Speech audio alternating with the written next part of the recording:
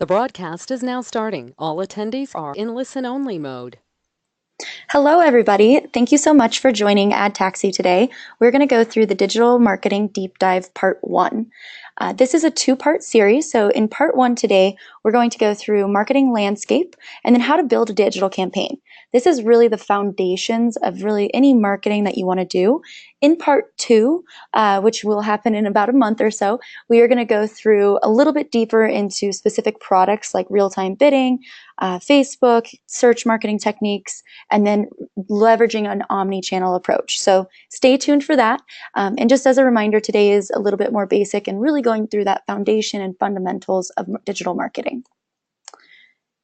My name is Kenzie Dainert. So we are just kind of being cheeky with the digital deep dive. I am not actually a dive master, but this is a picture of me diving. I have been fortunate enough to work with digital marketing teams over 5 countries. And this picture was actually taken in Australia. So that was really fun. And I live in Denver, Colorado with my husband, and I've been with Ad Taxi for about 5 years now, and in the digital marketing space for over 8. A quick bit about who Ad Taxi is, and then we'll dive into the presentation today. We are basically a client-centric digital marketing organization. We're across 165 media properties and currently in 3 different countries. And we have 230 employees, so we're constantly growing, which we love. The best part about all of this is we have a 93% retention rate, so our clients are extremely happy, and they stay with us long term, which is really the goal. We also have great partnerships with other organizations like Google. We have been Google Premier Partners for going on 5 years now. And last year, we actually won the Google Channel Sales Innovator Award. This is given out to one company every year. And this was given out for our Magellan pacing tool. So we use Magellan across display, social, and search. We'll get further into Magellan on part 2 of this series. We are also partners with Bing and Facebook. Facebook most recently, and then we actually won 3rd place in the Americas for the International News Media Association's Best Marketing Solution for an Advertising Client Award, which we're very proud about. So today, I would love it if you all could have out a pen and piece of paper. We're going to do a couple different exercises, so this will come in handy. And then this is intended to be an engaging webinar. So stay tuned. We're going to have some fun facts and polling questions that we'd love to hear your answers on. And then if you have any questions throughout the webinar, please feel free to chat them in the chat box you'll find on the GoToWebinar panel that you have. And we'll do our best to respond during the presentation.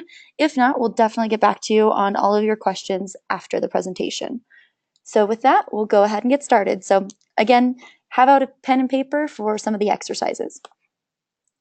If we go back to if we go back to marketing in general, in 1981, the Scandinavian Airlines was doing quite poorly, and they looked at a different type of model for customer service.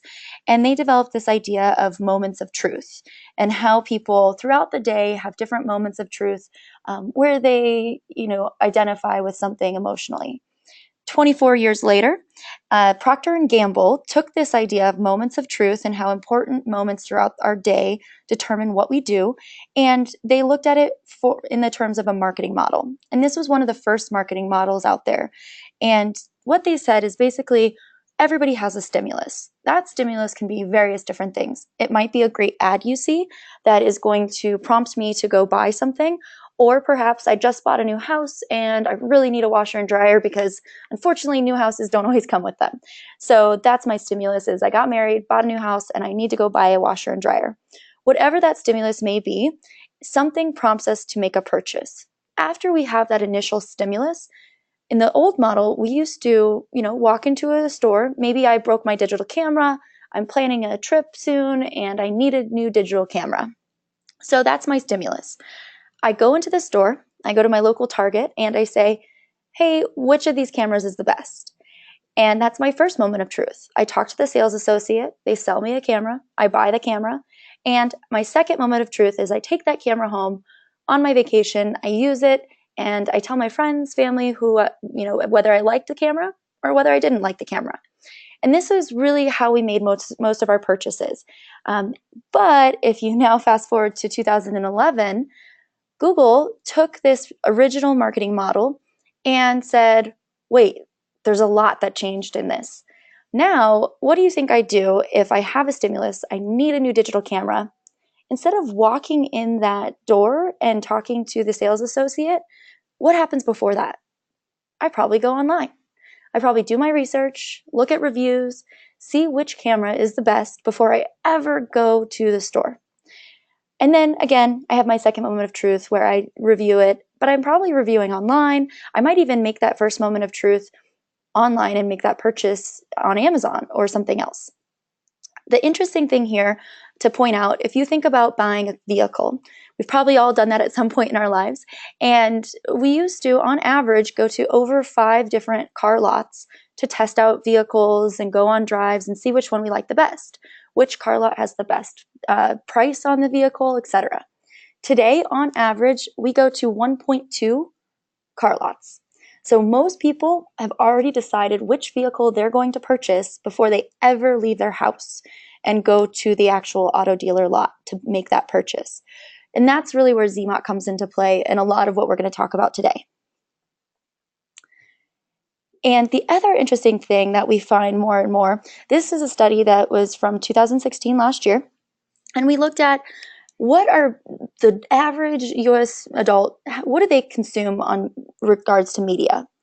But then if we're looking at a different business, how much of our budget are we spending on each piece of media? So the average adult consumes about 47% of media digitally, but a local auto dealer on average is only putting 34% of their budget towards digital marketing. So take a look at this and think about, where does your budget fall from a percentage base, and try and draw this out and just see, does your budget match what local consumers are looking at online and offline? And make sure that you're matching that budget. Of course, this might be a little different based on which category of business you're in, which region of the world you're in, and all of that. But just think critically about, how are you marketing your business, and does that match what local consumers are consuming? So the other interesting thing, and this is another Google theory and idea, is basically we don't go online anymore. I remember always yelling at my brother to get off the phone so I could go online, because I wanted to have an hour where I could go dial up and search the web, maybe do some chats on AOL, all that fun stuff. But today, we no longer go online, we live online. We're constantly online. On average, we're picking up our phone and looking at it 150 times a day, which is pretty incredible. That may be for various different things. And this is really where we want to look at micro moments. So what moments in your day are you looking at your phone for information? And now, as a business owner, what moments should you be in front of your target customers throughout the day? So that's not always for selling. So you can see up here, maybe I want to buy a festival tote or something for a concert I'm going to this weekend. But I'm not always doing that. Maybe I'm just looking for styles online on YouTube. So how could you bring me information that's valuable to me in that moment, even if it's not a purchasing moment? Because then later, I will remember you. There's a quick story I have about that. A colleague of ours, his wife was basically, they had a terrible water leak in their house, and his wife was, trying to frantically figure out, how do I turn off the water to our house? What do you think she did? She goes online and she Googles it and finds this great YouTube video of where to find how to turn off your water in your home. And so this local plumber, put out this video, very simple, great information, and it helped her in that moment. Well, 6 months later, she actually needed a plumber. And who do you think she calls? That plumber saved her life in that moment. And so now, when she is in a purchasing moment, she remembers him and calls him. And so think about throughout the day the different moments that matter, whether that's a I need to know moment. So if your consumers are just looking information online, do you have a great blog? I need to go, so I'm trying to go somewhere, checking bus schedules, things like that, or different videos you can post that might be helpful to your consumers. And with that, digital continually grows. This is very interesting to me when I'm looking at the stats here. We are, by 2019, digital is expected to grow by 40%. And display advertising has actually overtaken search in this last year, which is pretty crazy. Search has always been a huge moneymaker. Search, you think of Google and Bing, but display ads really do still work, and a lot of people are spending their money there.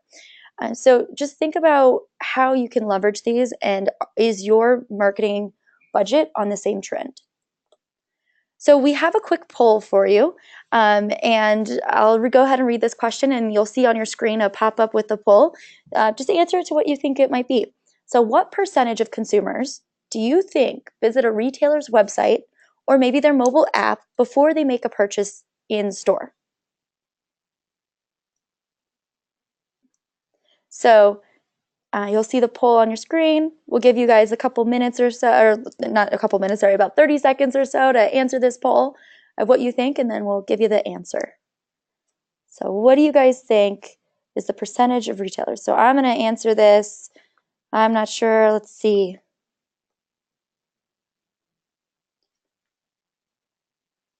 All right. Got some answers in here. Awesome. Give you a couple more seconds to get a few more in. Some interesting. It looks like the answer everybody is going with so far is 67%. Let's see if the group is correct. So close. 58%. So 58% of consumers are visiting a website or a mobile app before they go online. And if you think about that, that's also including, somebody who might be just going in to pick up some medication from a store and make a purchase, or some people who aren't as internet savvy. So this is clumping in all adults. But great guess is very, very close. And 54% of consumers use a search engine before making a purchase in store. So that's a significant amount. People are doing their research before they ever walk in the store. So how do you leverage this and really build a digital campaign for your business? What we like to look at is something called an omnichannel approach, and we'll get deeper into omnichannel in our part 2 of this series. But really, omnichannel is a multi-channel approach. Think about channels such as search, social, maybe television, print, things like that, really to provide a consumer or customer with a seamless shopping experience, whether their customer is shopping online or maybe they're coming in a brick or mortar store. So really think about, if you're making a purchase, you want to have a seamless experience. If you're looking at that company's mobile app versus their website, maybe ads you're getting, how you're engaging with them on social media, that should be all seamless. So are you providing a seamless experience for your customer base? And then how are you tracking that through the path to purchase? And this is what we're really going to dig into today. I have to be aware of you or be attracted to your business before I can ever do the next step, which is consider you against your competitors. And how are you influencing me when I'm looking at you versus 2 of your other competitors? Next, when I finally make a purchase, how are you capturing my purchase? Are you there when I'm ready? And then finally, are you inviting me to stay loyal to your business? And loyalty can look very different. If you are a mattress company, you might sell a mattress every 10 years. So loyalty might be more around how do you get people to recommend you to their friends and family, things like that. So 5 steps to success. And this is where you're going to need your pen and paper in just a couple minutes. But first, we want to identify who is your perfect customer. So what is your audience that you're trying to go after with your marketing campaign? Elect your goals. So AEIOU, remember your vows. Elect your goals. So what's most important to you? And then identify the solutions to reach those goals. Optimize. The great thing about digital is that you can actually make it better and improve it throughout the life of the campaign. No longer are we constricted to back in the day when we'd have to do a double truck in the yellow pages, and we printed it once a year and we had to print it and hope it worked. Now you can actually take data and change and improve your campaign throughout on digital. And then understand your analytics. You can only improve if you understand where you're at. So let's dive in. Who is your perfect customer? And think about this more of, who do you want to walk in the store every single day or contact you? Yes, everybody could be your customer, but who is the best customer for you? Think about it from demographics. Is there age groups that you skew more towards? Gender, education, maybe income levels. So you have a higher priced item, and so you need to make sure that you have people who have the income to buy your item. Geography. And geography isn't so simple as to 5 miles around your business. I live probably 30 minutes away from where I work. So I do a lot of shopping around my workplace, not only around my home. So think about where they live versus where they work. Might they stop in on their way home? Build this profile of your perfect customer. And then if you have any ideas around, what are they interested in? So if I'm a furniture store or a home goods store, my customer base might also be interested in cooking, things like that. And then shopping behaviors. So there's two different types of data that we look at when we're targeting. And content or interest targeting is really, we're trying to match your ad to the content on a website. So if I'm doing a cooking ad, I might match that and put that on websites that are about cooking. Whereas shopping and browsing habits, if you're looking for people who are in the market to buy a car, so they've looked at 10 different auto websites in the last, 3 weeks. So they're definitely in the market. They're doing their research. Now you can serve them an ad on that cooking blog, even though it's not matching the content, because we know that they've been looking at vehicles. So that's kind of the difference in the two targeting sections there. But really start to identify who is your perfect customer. And here's an example. So using my furniture store example, I want to get in front of new customers and past customers. So are lapsed customers really important to you? Maybe you have a business where you want to have higher frequency for your, best shoppers or people that come in most. I want to get in front of homeowners because they're probably going to buy bigger ticketed items, and people who have a household income of $75,000 or more within the Phoenix DMA. And I think I want to get in front of probably online shoppers, home decorators, things like that. Maybe cooking blogs, because I'm a furniture store. Maybe people who like to decorate are also into cooking. So here's my audience profile. But let's take it one step further. So here's where your pen and paper comes in handy. So use probably the bottom half of your pen and paper, or your paper. We'll use the top half in a bit. But first, list that most valuable customer. So we have an idea of the profile, but who is that most valuable? If I'm a furniture store, yes, I want to get in front of new home buyers, because they're likely going to have a higher ticket than maybe somebody who's just coming in for a lamp. So, and then that's why they're more valuable to me. So why are they more valuable to you? And keep that in mind when you're trying to target them and build your creative units out. How do you speak to them? Next, you'll want to identify and track. If you have a CRM system, this makes it very easy. You might have to pull this after this call, so just jot this down. But how many people, on average, every month, do you have as customers today? How many people would you like to be your customer amount moving forward? So if I have about 10 customers, and this is just for easy math, if I have 10 customers a month right now, I'd like to, in a couple months or so, get up to 15 customers on average. So adding 5 new customers every single month. That's my goal. So I have a very clear goal for my marketing campaign. And this might be, you might have a goal that's just evergreen and always on, or you might have a goal that's specific to one campaign. So maybe you have an event that you're trying to promote. So you have a very specific goal to get so many people registered for your event. Or you have a new product line that you're starting. And so you really want to bring awareness to that product line. And so you have a goal to get so many eyeballs to that product line on your website. So just think about what your goal is. And so for my goal here, I have 10 customers. I want to get to 15 a month. So that's a difference of 5. And I know that my average customer, so, new home buyers, they usually spend $10,000 or so in my store because they're buying for their whole house. And so that's my average value. And most people, a lot of people will fill out a form on my website and tell me all these different things that they want to buy, or that they have a new home and they need help, purchasing items and to see if I have any deals around buying for a new home. And so my conversion ratio with that is if I get 10 form fills or people to contact me 10 times, usually one of them I will convert or my sales staff will convert. So think about this and what your conversion ratio is. If you haven't started tracking this, definitely start doing that, because then if you can track this, now we can say, I need to get at least 50 form fills, new form fills, every single month to reach my goal of adding 5 new customers. So think critically about this. I think this is an exercise that anytime you're starting a new marketing campaign, definitely think through what is going to get you to that goal. So some goals for you that might look different based on what business you're in. So complete a transaction. So if you've got e-commerce on your website, definitely this is a huge goal for you because you can actually track through people making purchases on your website. Or if you're a plumber, you need to know right now, I have a water leak or something's broken in my house. I'm probably not going to fill out a form. Rather, I'm going to call you.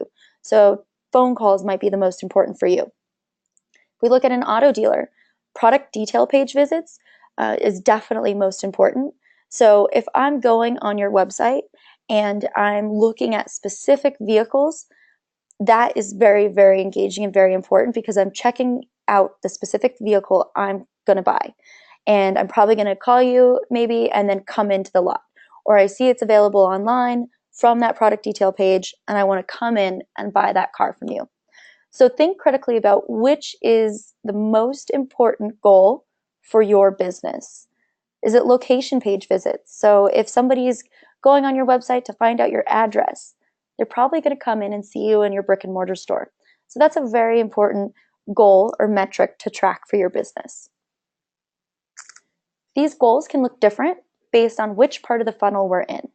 So if I'm starting a new brand, or maybe I have a great new product out there and I really want to attract people to this product or brand and bring awareness to that product and brand or event I might be having, my goals, might look a little different. They might look like impressions out there. So how many eyeballs can I get on my brand or my product? Whereas if I'm trying to influence people who are considering me against my competitors, my goals might look a little different. I might want to get people to engage with my brand on social media and really see how I'm different than my competitors, or get people to search my name. That is a great indication that your marketing is working when you see that you have a ton of people coming to your website by searching your particular name. And then in that purchase phase, probably phone calls. I want to track how many people are calling me because I know if I get 2 phone calls every week, I'll close one of those people. They'll become a new client of mine if maybe I'm an attorney. Or email signups. Maybe that's very important to you because you have to nurture leads a little longer. So maybe you have a great email program where you nurture leads and if you can nurture them for a month or 2, they turn into a proper lead for you or a qualified lead and they'll likely become a client. So just think about which in each phase of the funnel are you going to track? And what are those goals? So for an example here, I've got, I'm a furniture store and I want to get the word out about my brand because maybe I'm new. And so because I'm new, I'm starting a new delivery special. So free delivery with the purchase of $10,000 in furniture. And for consideration, I want people to understand, how am I different than my competitors? Why is my furniture better than anybody else? Or why is my store better or service better? And what are my goals there? And then finally, for purchase, I know that if people call me to get a quote or fill out a form on my page or on my website to get a quote, I know that I can usually close 1 out of 10 of those people. So at that purchase phase, I'm going to attract them, then I'm going to engage with them, and then I'm going to get them to my website where they can call me or fill out a form. So poll number 2, what percentage of US smartphone users do you think research products on their phone while they're in the store? I know I do this all the time, and I feel kind of bad, like I'm cheating on the sales rep who's I've been talking to about a product in the store. But we really want to make sure that we're getting the best value for our buck, right? So if I'm in store and I see this product, I'm looking at it and I'm like, that might be a little expensive. Maybe to me, I feel like this is a pricey item. So I go on my phone and I'm researching the item. Maybe I find out, it's actually in line with other businesses. So I make that purchase and it validates my concern. Or I go online to look at reviews. So I really wanted to try this new lipstick lately, but I don't know if it works very well. And so I go online and I'm looking at reviews to see if other women like it, and I either buy it or I don't, right? So how many people do you think? We'll give it another second or two. Let's see. All right, looks like the winner of the poll from our group, everybody's guessing, or most people are guessing 46%. Oh, the funny part about this is 46% of you have guessed 46%. All right, we'll close the poll and let's see what the answer is. 67. So pretty shocking. 67% of us will research on our phone while we're standing in a store. So we really are hyper informed as consumers today. So make sure that not only are you giving a great in-store experience, but you're online giving that omni-channel or that seamless experience. So how do you identify which solutions are going to get you to those goals? We now know our audience. I want to get in front of new homeowners in the Phoenix DMA, let's say, and people who have 75,000 or above household income so they can buy a new furniture set for their home. What solutions are going to get me to my goals that I've set? And those goals are, I want to bring awareness about my new deal. I want to bring awareness about my brand. And then I want to engage them and tell them how I'm different. And then finally get form fills and phone calls.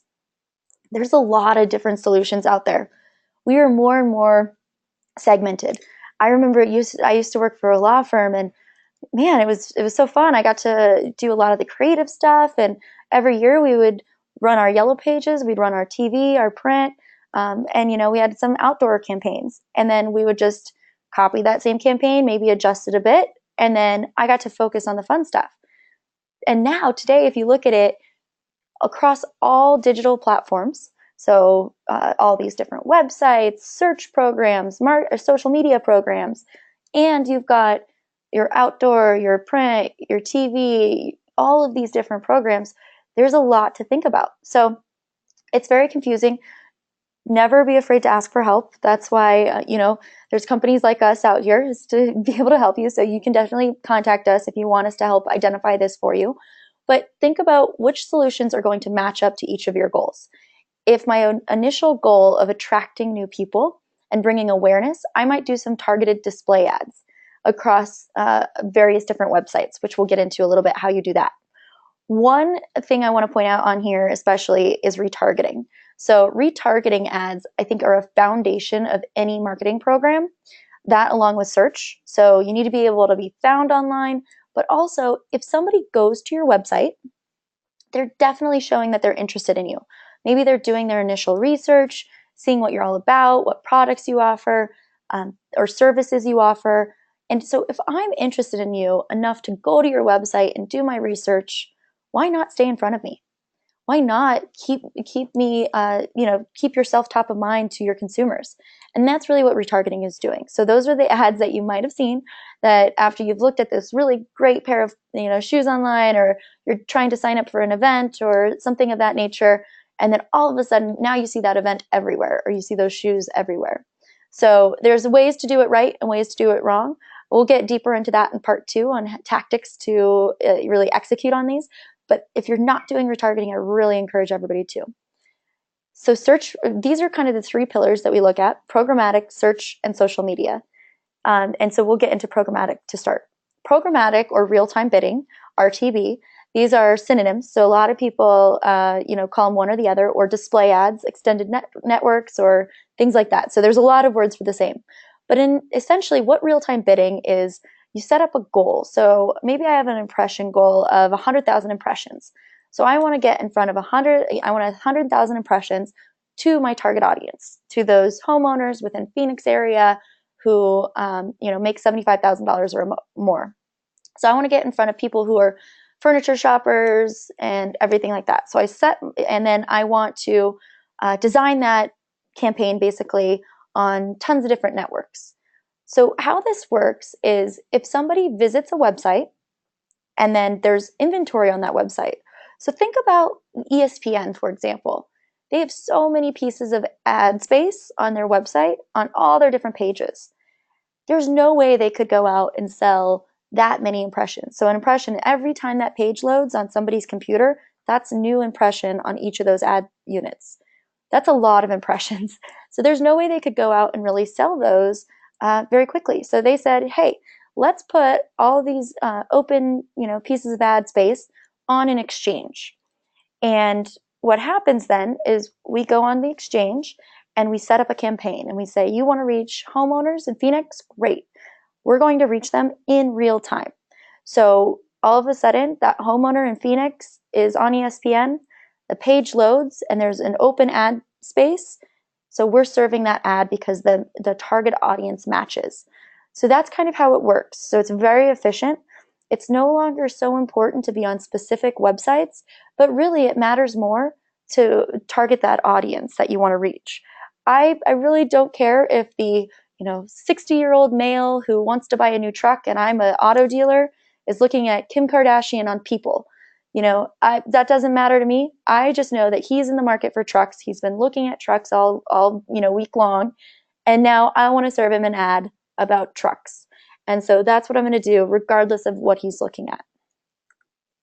Here's an example of that.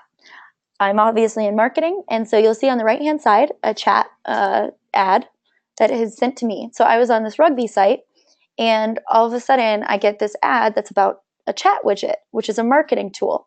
I'm being targeted because I'm in marketing and I've showed those behaviors online, even though I'm on a website reading about rugby. This makes it hyper relevant to the consumers you want to get in front of. So it's much more effective. So this is really what real-time bidding is. And again, we'll get deeper in part 2 on the different tactics and how you can employ this kind of technology and really do it well. So this is real-time bidding. If you're not doing it, this is also how the retargeting works. So retargeting would be, I want to get in front of anybody who's been to my website and serve them an ad, regardless of what they're looking at. And this can be with either static ads or video ads. So either way, you can put an ad in front of that target audience regardless of where they're at. Poll number 3. So 72% of US adults engage on social media at least once a month. On average, how much time do you think one person devotes to social media each month? So this is on a monthly basis. And this is all US adults. So think about anybody from your 18-year-old cousin to your 92-year-old grandma. Yep. So per month. So 72% of US adults engage on social media at least once a month. How much time do you think they're devoting each month? Cool. We're getting some good answers in here. I love it. Everybody has answered in the over an hour mark, which is awesome. All right. And we're going to close it. Cool. 1 hour and 43 minutes. Sorry, and this is per day. So spent on social media. The beautiful thing about this is if you've tracked your website for a long, long time here, you probably track on Google Analytics how much time people are spending on your website. And typically, people might spend 3 minutes to 5 minutes or something on a website. On social media, we can spend over 1 hour and 43 minutes on social media. So we're very, very engaged. It's that one-to-one connection. So are you there when somebody is engaging? And it's changed quite a bit. So here's a quick timeline on how Facebook has worked. And this is really the behemoth. We can do Twitter advertising, but really we see Facebook working the best. They've just figured out the model much better than some of the others so far. But it was founded in 2004. They really launched ads in 2008 or so. And they were very simple, right? So 2008, the game was get as many Facebook fans as you can, because you have this free audience to talk to. And on average, down here, you'll see on average, you would reach about 80% of your fans. So you would see, if you were in your news feed, you would see almost chronological all the posts coming in from every band or every page you're fans of, or all of your friends. But in 2011, coincidentally, they became public as well. So, or in the fall of 2012 or so. So they go public, and it quickly drops. They introduce sponsored stories. So as opposed to getting in front of 80% of your fan base, now you're getting in front of 20%. So it was a big shift. But this was for user experience, and they went public, so probably had to make some money there too. But if you think about your user experience, you probably see the people you're closest to. So the people you engage with most on Facebook. I might see my best friend's post, my mom's post, and then I see an ad. So now I'm targeted with specific ads to me, which is much better than getting every single post that a fan page might send me. But it's also more effective as a advertiser, because you might see on the back end of your Facebook page that you have fans from all over the world, or people who probably will never come in and purchase from you. Now, when you send out a post, you can actually send that to people who you really want to get in front of. So your target audience based on geography, household income, their behaviors, all of those things you can really do now, which is great. And then today, though, it's gone down to 2 to 16% of organic reach.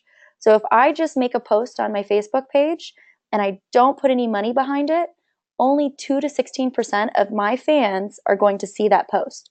So if I have 100 fans, really only 2 to 16 of them will see it. Not as good of a use of time as if you were to put some money behind it and really promote it out to all the people who are in your target audience that you want to get in front of. And the best thing about that too is that you can actually extend it to Instagram, because Facebook in 2014 purchased Instagram. So now your ad can go to both locations and target people you want to get in front of. What do those ads look like? I'm highlighting our favorite ad here that we've seen work probably the most across the most various different businesses, but we'll get into deeper ad units and more variety on our next session. But Facebook ads that we see work very well are click campaign or conversion campaigns.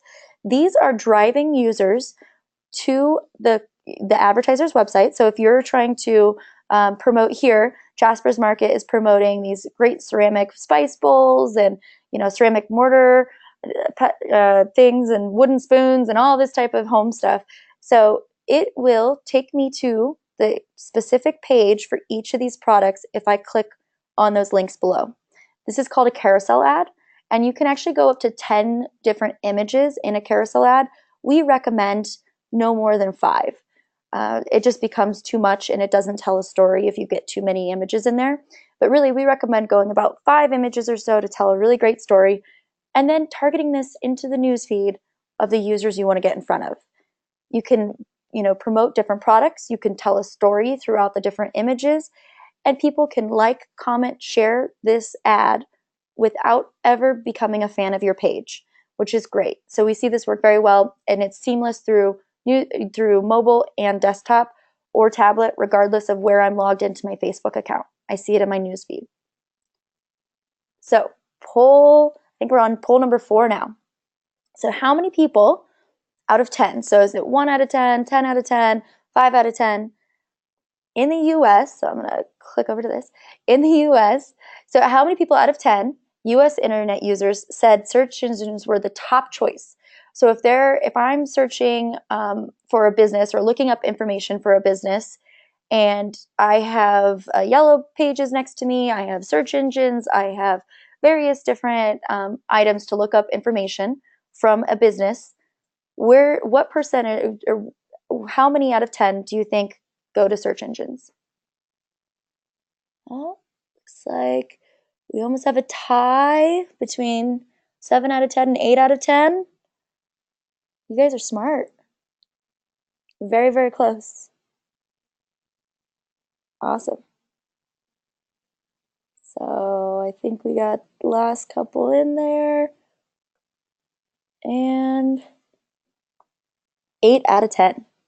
So 8 out of 10 people are going to search engines when they're looking up for information about a local business, which is pretty incredible. So that in of itself, if you're not there, people aren't finding you. So it's very important. I talk to a lot of businesses who do TV advertising, and the hardest thing for them is they'll do a ton of TV advertising, but then, I've seen a couple that won't do search. And what we see happen when we look at the data is they have this great microphone and they're getting their message out there, but they're driving everybody to their competitors. Because I might see an ad, I might see outdoor, I might see television ad, but then I'm not probably going to remember the website. I'm probably not going to remember the phone number, probably not going to remember those things. So what do I do when I'm looking for that local business, or I'm looking for somebody to help me with, or I need a new hairstylist, let's say. I'm going to go on search and I'm going to search for hairstylists near me. And if you're not there, you lose them. And so you're spending all this money to drive people to competitors. So it's very imperative to show up on search. That way people can find you. Quick just review. I'm sure everybody in here uses search as well, but the ads are really at the top, and Google is brilliant in how they've formatted, their ad units. And so Google's whole goal is to give users what we're looking for. That's why they have a business. So what they do is they really reward the ads who do well, and they get the top positions here, and before even the organic listings or the natural listings here. So you'll see that on a mobile phone anymore, I see ads that take up my whole screen, and I have to scroll down to find the organic listing. And on desktop, this is a quick heat map, and we read top to bottom, left to right, and the Google, very smart again, put the ads top left. And even after 8 seconds, our eyes are still drawn to and reading the ads on the top left of the screen. And so they work very well, and that's where consumers are spending their time. But how do you do it well? So anybody, in theory, can spend money to get their name on the top of the page on Google, right? And the top left. But how do you make sure that it's going to give users exactly what they want and convert, which is what we ultimately want, right? People to actually come to our website and convert. And so in this instance, I'm looking for living room furniture. So I search living room furniture, and I have these 3 ads at the top that appear. Now, it's interesting to me because when I look at these 3 ads, ad 2 and 3 have nothing to do with living room furniture. I searched living room furniture, yet I'm getting an ad for outdoor and for patio designs. So it's very important to be relevant to the user's intent. So when you're setting up a campaign on search, think about how can you be relevant to their intent. And that means you have a lot of different keywords you're probably building, with a lot of different ad units you're building to match those keywords to make sure that you're relevant to that intent. So when I'm searching for living room furniture, in the text here, I get living room furniture, exactly what I'm looking for. More and more, we are less and less brand loyal, and more loyal to our needs. So make sure that you give the user what their intent was, living room furniture, then your brand. So that way, if I'm familiar with you, great, I'm going to pick Harvey Norman because I'm familiar with you, I've heard about you, and you're giving me exactly what I'm looking for. Also, relevant to device. So setting up ad units on search. If I'm searching on my mobile phone, I might be on the go. What do you think would make this user experience better for me? Probably a button like click to call or click to map is very important. So if I'm searching on my mobile device, make sure you're giving me ad units that match what that search probably is based on my device. And then if I'm on my desktop and I'm searching for furniture, shopping ads are great because I'm probably perusing, getting ideas. How do I want to design my living room? So I might want to shop right then and there. And if you give me exactly what I want, maybe I'll buy it from that shopping ad. So think about how you set up each ad unit based on device and time of day. If it's lunchtime and I need to grab a quick bite to eat and I'm looking for food nearby me, Taco Bell lunch. I'm getting a great lunch ad.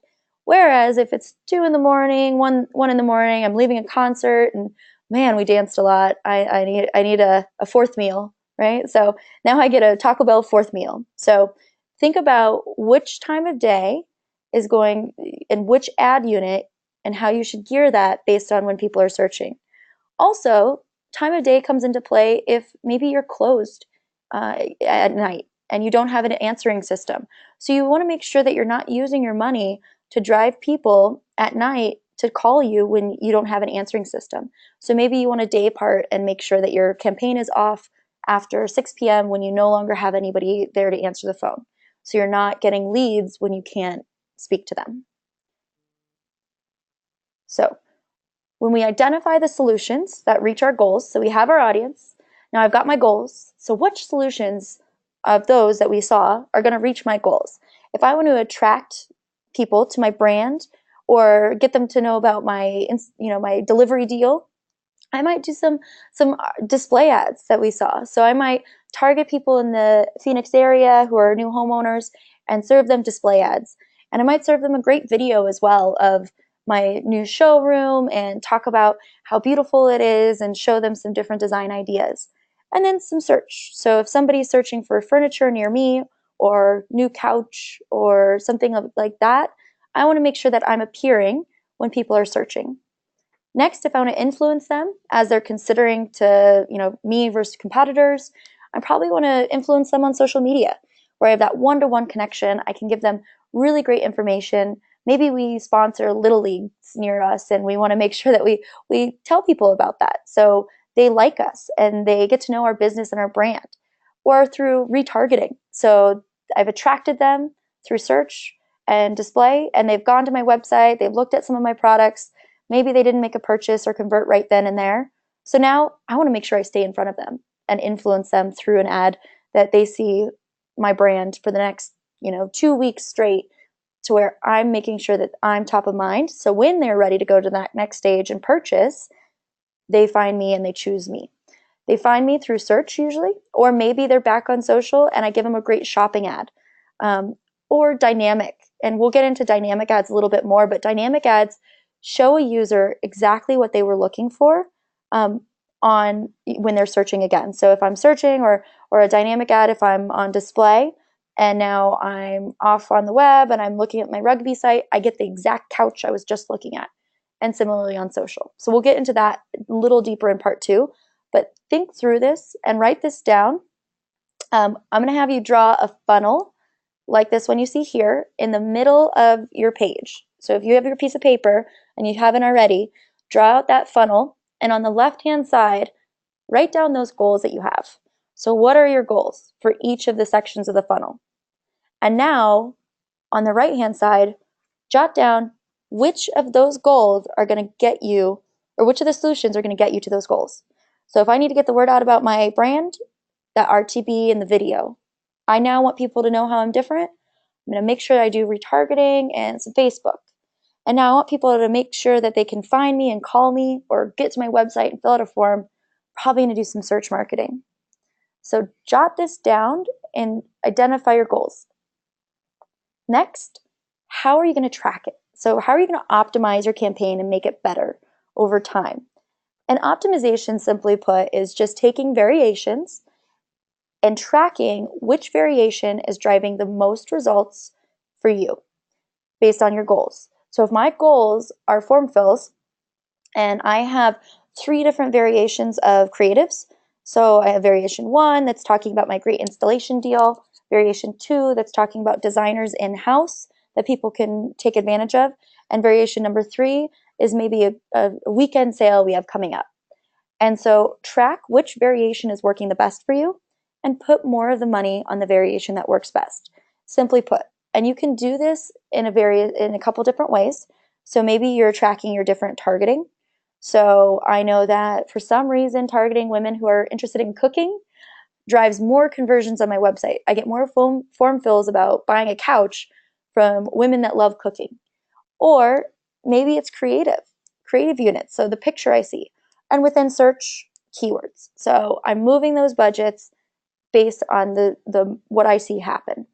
And here's a great example of that. So this is really looking at search and display. And on the right-hand rail, this is exactly what we want to see, up and to the right.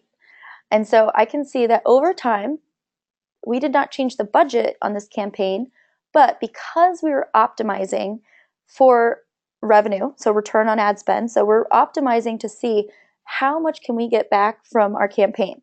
How much better can we make this campaign by watching the data and moving the money to what's working? So from November to March, there's huge gains, over 11,000% revenue gain. And what I love in this too is it's not like this client had to spend any more per action or per user. It actually had a decrease. So the budget became more efficient because they saw 1,100% revenue gain and a 94% decrease in the cost per action, which is pretty incredible. And this is the power of optimizing your campaign to a specific goal. So, what percentage of businesses do you think don't track their ROI, their marketing ROI? And I would say I was personally pretty surprised by this because if you're not tracking it, you can't improve it. You can't make it any better. So, just like with my diet, right? If I don't track that I had 4 cookies yesterday, how can I make my diet any better? So, if we don't track it, we can't improve it. So we'll give you a couple minutes to see what you think here. I'm just watching the poll. And let's see. Wow. You guys think a lot of fellow marketers don't track, huh? All right, and we'll close it in just a second. Cool. Thank you so much for participating. 53%, which is pretty high. I was pretty surprised by this. So 53% of companies don't track their ROI, their marketing ROI. So they're spending but not tracking what they're getting back. But the interesting thing is, you're 17 times more likely to see a positive ROI when you're tracking and you have good analytics in place. So because of optimization, you can improve your campaign. If I don't know what's happening and I'm not tracking my ROI, I can never improve it and make it better. So how do we understand those analytics? So this is the third piece of that puzzle. So if you have your funnel in the middle and you have your goals on the left and the products or the solutions that are going to get you to those goals on the right, now, how do you think you're going to track each of those phases of the funnel? So I want to get the word out about my brand. I want people to understand how I'm different than my competition. And I want people to call me or fill out a form on my website. So I'm going to do some display ads and some video to really, get my brand out there. And then I'm going to influence people through native advertising, maybe some Facebook and retargeting. And then finally, when people are ready to find a business to make a purchase from and find that furniture store near them, they're going to go and search, so I'm going to make sure I'm there. And finally, I have a great loyalty program through my email, so I want people to sign up for email as well. But I know that might be less people. So this is really tracking through. You need more eyeballs to get, so if you look on the far right, now how might I track this all the way through across all of these different solutions I'm doing? How many eyeballs did I get, so impressions in total, to get how many people to my website? Now you're going to start having a conversion ratio. So I know that I need to get 100,000 impressions or 100,000 eyeballs to get 10,000 people to my website. Of the people who come to my website, how many of them are engaging? So this is a very important metric that we track a lot. An engaged visitor, we typically mark at somebody who has looked at 3 or more pages on a website. So if you have Google Analytics down, this will track it for you. If you don't, I highly encourage downloading Google Analytics. It's free to use on your website. But of the people who come to your website, how many people are engaging? So they're checking you out. They're checking out several pages. And then of those people, how many people are getting to your contact page? Meaning they're probably looking for either your address or your phone number, or to do the next phase, which is how many people actually fill out that form or call you. So now you're starting to get that conversion ratio that I know if I get one form, or if I can convert 1 out of 10 form fills, and I know it takes 100,000 impressions to get so many people to my website to get so many people to the contact page to get 10 people to fill out a form.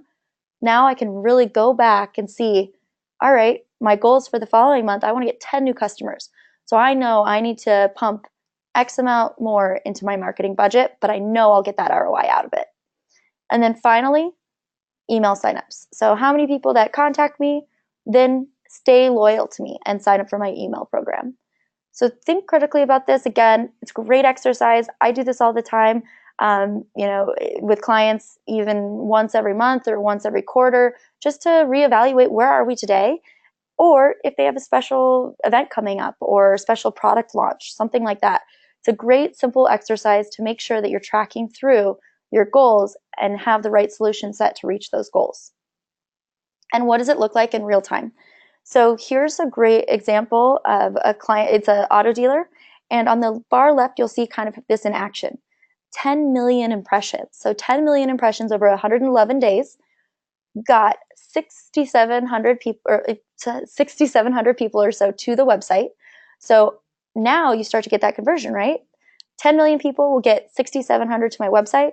Of 6,700 people on my website, I get, this is a really high conversion ratio. Over 50% of those convert. Conversion might mean a different to you based on your business, but in this case, conversion was people looking at product pages or vehicles. So checking out specific vehicles, people, maybe looking at specials on your website or inquiring. And typically you can go down a little deeper, which you'll see on the right-hand side, of how many people are specifically looking at hours and directions versus specials on the website, or how much is it costing us for each person that's visiting. And the great thing is you see this again going up and to the right. So over time, you see more and more people checking out the hours and directions, more and more people checking out specials. And why do you really think that is? Why did it take from September to December to get more people to look at hours and directions? Because they're still going through that funnel. They're going through that path to purchase. I might not convert right away when I see your ad, but I might be ready in a month or two, depending on how long your sales cycle is. So what are you selling? Does it take people a couple months to figure it out what they want to buy? Or do I usually decide within a week or two? So it might look a little different based on your business. And the whole goal, this is optimizing. Again, this is using Magellan, which we'll dig into deeper on part 2, which is really our optimization platform. But it works if you optimize and you track your analytics. So if you understand these analytics, you'll see on the bottom here, really tracking through the first month is data gathering. September, you can see we're data gathering, how many impressions, got some conversions in there. And then it really starts to take off because you have that data to improve it over time. So identify your vows. So who's your audience for every campaign you do? What are the goals you're going to track that success by? What solutions do you think are going to help you reach those goals? And then how are you going to optimize this campaign? And then understand your analytics. So I have a homework piece for you right after this thank you page, so don't go anywhere just yet. But thank you so much for joining us today. Again, this was a foundational piece. And next time, we're going to really dig into some of the tactics around real-time bidding, how to engage with customers on Facebook really effectively. So there's a lot of different ways you can do it. How do you do it most effectively? And then what are some of the fundamental search techniques when we're running a search marketing campaign? And finally, this omni-channel approach. As consumers of anything, we are consuming information constantly. On average, auto shopper is consuming, this is a Google stat, so if you want to find more Google stats, you can go to just search Google Insights. But we are searching as an auto dealer, usually 24 pieces of information before we make a purchase. So how do you get in front of your potential customer in an omni-channel approach? And your homework, if you haven't done so already, this is a free tool that Google has put out. If you just Google My Business, you'll find it. But Google My Business is a great kind of dashboard. And so there's so many different Google programs out there that you can leverage. It kind of gets confusing. They've built this dashboard that lets you manage your company's profile across all of these different platforms and look at data in one place. This is imperative if you're doing a search campaign, because in order to leverage click to map and those ad extensions, so that little click to map button, you actually have to have a Google My Business account set up. So I would encourage everybody to set this up. And how you can do that is, again, you can either Google My Business or go to google.com/business. And you can claim your page. It'll walk you through how to do a lot of these things. Make sure that the photos on your business page when people are searching in their maps is what you want your business to look like, things like that. So it works very well. And please do this before our next session because it'll help you a lot. Thank you so much. And we will again try and get back to any questions that we missed.